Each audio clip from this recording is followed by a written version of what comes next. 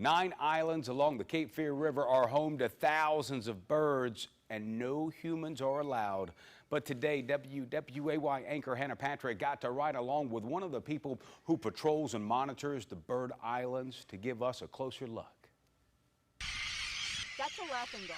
You may not be able to pick out the laugh coming from that laughing gull because of the 9 other species of birds also living on South Pelican Island. It's a very special place for birds. It's one of 9 places on the Cape Fear River. In the 1960s and the 1970s, Dr. James Parnell of UNCW was really the first guy that kind of started to realize how important these islands were for birds. A place off limits to you and me. Even though we don't mean any harm and we might want to land on these islands because they're so amazing and we're so curious. Coastal biologist with Audubon, Lindsay Addison, says people cannot anchor or walk on the bird islands. We're much bigger than they are. We look like big, scary pink monsters to them. So when we approach their nesting area, the adults tend to fly up, leaving their eggs and their chicks exposed to different types of threats. Threats from predators to temperature stress, which could cause adults to abandon the colony site altogether.